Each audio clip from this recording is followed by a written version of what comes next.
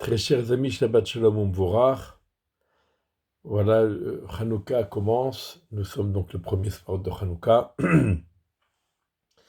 Et nous allons lire ce Shabbat la paracha de Miketz, comme la plupart des années où on lit la paracha de Miketz pendant la fête de Hanouka. Et donc il y a certainement un, voire plusieurs liens entre cette paracha et Hanouka. D'ailleurs, certains font remarquer que les dernières lettres des premiers mots de la paracha, Vayhi, donc la dernière lettre c'est un Yud, Miketz, la dernière lettre c'est un Tzadé, Shenatayim Yamim, les dernières lettres sont des mêmes, et lorsque on additionne la valeur numérique de ces quatre dernières lettres, on atteint 180, et c'est justement 180 ans d'exil de Yavan. Alors, on espère bien sûr la fin de notre exil très rapidement, la venue de Mashiach Tzidkenu, la reconstruction du Beth Amikdash, la reprise du service au temple, comme à l'époque de Hanouka, il y a à peu près 2300 ans. Et bien sûr, nous espérons la fin de cette guerre, le retour de tous les otages et le retour de tous les soldats à la maison. Alors, on sait que pendant l'exil des Grecs, ils avaient interdit d'accomplir trois mitzvot en particulier, Chodesh, Shabbat et Mila. Chodesh, ça veut dire le mois. Shabbat, c'est le jour du Shabbat. Mila, c'est la circoncision. Pourquoi les Grecs se sont-ils opposés en particulier à ces trois mitzvot? Et pourquoi n'ont-ils pas laissé les Juifs continuer? Alors, ils ont conquis la terre, ils ont conquis le pays, on va leur payer des impôts, ok, mais ils pourraient nous laisser tranquillement vaquer à notre religion comme on l'entend. C'est ce qu'ils ont fait dans tous les autres pays qu'ils ont conquis. Ils ont conquis la terre, ils ont conquis le peuple, il y a une servitude, évidemment, mais ils laissaient les peuples penser, réfléchir, continuer à servir leur Dieu, ça ne leur posait pas de problème. Pourquoi avec les Juifs, ça posait problème? Pourquoi ils se sont opposés à la Torah, opposés au Shabbat, à Rosh Chodesh et à la circoncision? C'est simple. Ce sont des mitzvot qui constituent un signe de fidélité et d'attachement entre Akadosh Baruch Hu et les bénis Israël. Et ça leur a été insupportable. Que les bénis Israël se sentent affiliés au Dieu créateur de tout l'univers, que les Juifs puissent avoir cette prétention, cet orgueil, ça leur est insupportable, mais pas seulement pour ça. Dans le monde, il y a deux types de gens. Les gens qui sont à 100% spirituels, des vrais philosophes. D'ailleurs, on les remarque, les vrais philosophes, très souvent, ne sont pas très bien habillés, etc. Parce que le monde matériel ne les intéresse pas. Non pas qu'ils s'en détachent complètement, pas forcément, mais ils n'y accordent pas beaucoup d'importance. Pour eux, l'essentiel, c'est l'esprit. Et il y a des gens, au contraire, l'essentiel, c'est le monde matériel, l'esprit, le blablabla, les grandes idées. Tout ça, c'est quand on a du temps à perdre. Mais le principal, c'est le travail, gagner sa vie, etc. Des valeurs matérielles. Et normalement, les uns ne dérangent pas les autres. Les gens qui sont spirituels, ils ne s'intéressent pas au matériel, ils laissent ceux qui aiment le matériel en profiter pleinement, et les gens qui sont d'obédience matérielle n'empêchent pas les autres à réfléchir, à passer leur temps à réfléchir autant qu'ils veulent. Donc en fait, il n'y a pas d'opposition entre ces deux groupes, sauf chez les juifs, bien entendu. Les juifs sont toujours différents de tout. Parce que les juifs adoptent à la fois le spirituel et le matériel avec la prétention que le spirituel influe sur le matériel et le matériel influe sur le spirituel, et que le matériel doit être vécu en conformité avec le spirituel. Et donc, selon la philosophie juive, selon les valeurs du judaïsme, on ne peut pas vivre matériellement en toute liberté. On ne peut pas faire ce qu'on veut. Je m'explique. Les Juifs étudient la Torah et accomplissent les mitzvot, mais ils travaillent la terre. Quand on travaille la terre, on dit attention, on n'a pas le droit de labourer le champ en attelant un âne et un taureau ensemble. On n'a pas le droit de museler la vache quand elle piétine le blé. On n'a pas le droit de semer des mélanges de graines. Quelques exemples. Quand on a bien transpiré et on a tout moissonné, après avoir prié beaucoup pour avoir des bonnes récoltes, quand vient le moment de la moisson, attention, tu n'as pas le droit d'en profiter tant que tu n'as pas fait des prélèvements et donné la part du Cohen, la part du Lévi, la part du pauvre, etc. Donc, on a un monde spirituel, la prière, les mitzvot, l'étude de la Torah. On a un monde matériel, et le monde matériel doit être vécu en conformité avec le monde spirituel. Et ça dérange, parce que ça menace ceux qui prônent pour du matériel netto sans casse-tête. Alors la philosophie juive les dérange. Non, monsieur, tu ne peux pas profiter de ton matériel, même si tu l'as gagné honnêtement, tu ne peux pas en profiter tant que tu ne t'es pas mis en conformité avec les exigences de la Torah qui est spirituelle. Donc le judaïsme dérange. Il ne se casse pas d'un côté ou de l'autre, il est au milieu et il essaye de rattacher l'un à l'autre. Et ça dérange. Le Rosh Chodesh, c'est le Sanhédrin qui fixe le Rosh Chodesh. Et donc nous avons les Chachamim, les gens qui sont spirituels, vont fixer la ligne du temps qui se traduit dans le monde matériel. Aujourd'hui, on ne fait rien sans vérifier la date, l'heure, etc. De même le Shabbat. On a d'un côté l'obligation de faire le kiddush sur du vin, d'allumer des bougies, faire le kiddush, manger un bon repas de Shabbat avec l'Echem Mishneh. Bien sûr, on doit faire toutes les bénédictions avant et après. Et bien sûr, le Shabbat aussi, on a l'interdiction de travailler. On doit mettre un terme au labeur matériel pour se ressourcer spirituellement.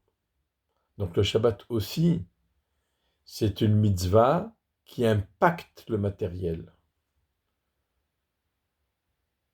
On a le domaine privé, le domaine public, on a les 39 travaux interdits, etc. De même, la circoncision, évidemment, c'est une marque indélébile qui s'inscrit dans le corps de tous les béné Israël et, et qui les invite à la Kedusha, à la sainteté. Donc encore une fois, une mitzvah spirituelle, signe d'une alliance avec Akadosh Baruch Hu, comme Shabbat est un signe d'une alliance avec Akadosh Baruch Hu, donc une mitzvah spirituelle qui impacte le monde matériel. C'est ça que les Grecs ont voulu enlever des Juifs.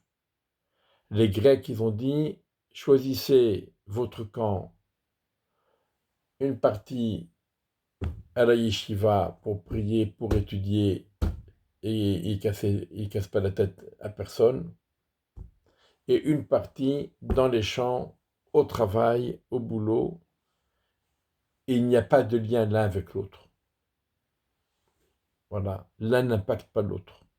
C'est ça que veulent les Grecs, et c'est ça qu'ils ont trouvé partout, sauf dans le judaïsme. Le peuple juif est différent.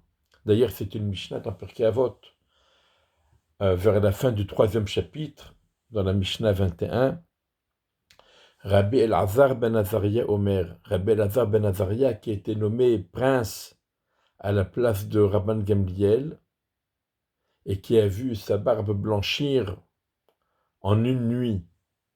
Et il a dit, j'ai 18 ans mais j'ai l'air d'en avoir 70. Et qu'est-ce qu'il nous dit? Im en Torah derech eretz, im en derech eretz en Torah. S'il n'y a pas la Torah, l'enseignement de la Torah, il n'y a pas de derech eretz. Derech eretz, ce sont les comportements et les attitudes qu'il faut avoir en société, que ce soit dans le réseau social amical, que ce soit dans le commerce, dans le monde des affaires, etc. S'il n'y a pas la Torah, il n'y a pas de Derech Eretz. Un Derech Eretz sans Torah, tôt ou tard, il finit par ne plus être adéquat. On ne peut pas toujours sourire, toujours être bon, ou bien toujours faire la tête. Il faut savoir s'adapter et s'adapter conformément aux exigences de la Torah. Im en chorma en yir'a, im en yir'a en chorma. S'il n'y a pas la sagesse, il n'y a pas la crainte, et s'il n'y a pas la crainte, il n'y a pas la sagesse.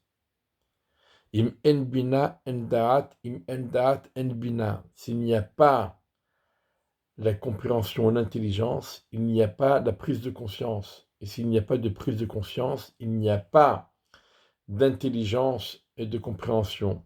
Bon, ça, on est dans le domaine spirituel. Mais enfin, im en kemach en Torah, s'il n'y a pas de farine, il n'y a pas de Torah. Im en Torah en kemach, et s'il n'y a pas la Torah, il n'y a pas non plus la farine. La farine, c'est l'alimentation. Si on ne peut pas s'alimenter correctement, on ne peut pas étudier la Torah correctement. Et si on n'étudie pas la Torah correctement, on ne jouira pas, on ne méritera pas une alimentation correcte. Donc on voit, surtout dans cette dernière partie de la Mishnah, la dépendance du matériel avec le spirituel. Le Kemach et la Torah dépendent l'un de l'autre. Ils s'alimentent l'un l'autre. Et c'est donc pour cela que les Grecs se sont opposés avec virulence au judaïsme et ont voulu interdire ces 3 mitzvot en particulier, Shabbat, Rosh Chodesh et la Mila. Et on voit donc justement l'exemple de Yosef Hatzadik. Yosef Hatzadik, ça fait 12 ans qu'il n'a pas vu le jour. Ça fait 12 ans qu'il est au fond d'un cachot, même si dans sa prison, il a réussi à tirer son épingle du jeu, comme on dit, mais il n'en reste pas moins un prisonnier esclave. Depuis 12 ans. Et puis tout à coup, on le fait sortir de son cachot, on le rase, on le lave, on l'habille et on l'amène, on le présente devant Paro. Et Paro lui dit, j'ai fait des rêves dont je ne trouve pas l'explication. Et j'ai entendu à ton sujet que tu es capable d'écouter et de comprendre le rêve et d'en donner l'interprétation. Alors, Yosef, il va se dire, c'est l'occasion ou jamais de recouvrer ma liberté. Voilà, j'ai une occasion, si jamais je brille devant Paro, j'ai des chances d'être gracié. Et Yosef répond, jamais de la vie, Biladai, ça n'a rien à voir avec moi, pas du tout. Elohim Ya'anet Shalom Paro, Dieu va répondre à la quiétude de Paro. Alors là, Yosef, il a tout faux d'un point de vue, Ishtadlout, faire des efforts pour gagner sa vie. Et là, c'est à prendre au sens premier des mots, gagner sa vie. Il peut gagner sa vie s'il brille devant Paro, et Yosef, il casse le charme. Il dit non, c'est pas moi, moi je veux rien, je sais rien, je comprends rien, je connais rien. C'est bon Dieu, c'est Dieu. Paro ne croit pas en Dieu, ne connaît pas Dieu, ne croit pas en Dieu. Comment il risque de réagir? Il y a encore un illuminé, rien qu'il nous dise ce qu'il a à dire et qu'il retourne dans son trou. Yosef connaît très bien le risque. Et malgré tout, il n'hésite pas. C'est Dieu. De même, quand la femme de Potiphar a tenté de le séduire et de l'amener avec lui dans le bain des plaisirs matériels, il s'est ressaisi tout de suite. Il a dit, jamais de la vie. Comment pourrais-je fauter devant Dieu? Yosef dit à Paro, les avantages matériels que je pourrais retirer de toutes ces situations ne m'intéressent pas. Pour moi, le monde matériel n'est qu'un moyen de servir Hachem. Mais ce n'est pas un but en soi, ce n'est pas un idéal. Moi, je vis avec l'idée de Dieu présente en moi. Et je vis ma vie conformément à la volonté de Dieu. Et je dois dire ce que Dieu veut que je dise. Et Dieu veut que je te dise, que je te rappelle à ton bon souvenir, que je le rappelle à ton bon souvenir, et que je te dise, ce n'est pas moi, c'est Dieu. Si tu acceptes, je te dirai ce que Dieu a voulu te transmettre au travers de tes rêves. Et sinon, tant pis. Et je ne cherche pas à tirer un avantage matériel de ta situation. Non, je suis prêt à te dire ce que Dieu te dit, mais sache que ce n'est pas moi, c'est Dieu. De même pour la femme de Potiphar, je sais très bien où tu veux m'amener, je sais très bien que si j'accepte, j'ai toutes les chances de vivre euh, une vie de rêve, mais ça ne m'intéresse pas. Je suis conscient de la présence de Dieu, de la vérité de Dieu, et je dois vivre ma vie en conformité avec la volonté de Dieu. C'est ça qu'on apprend de Yosef.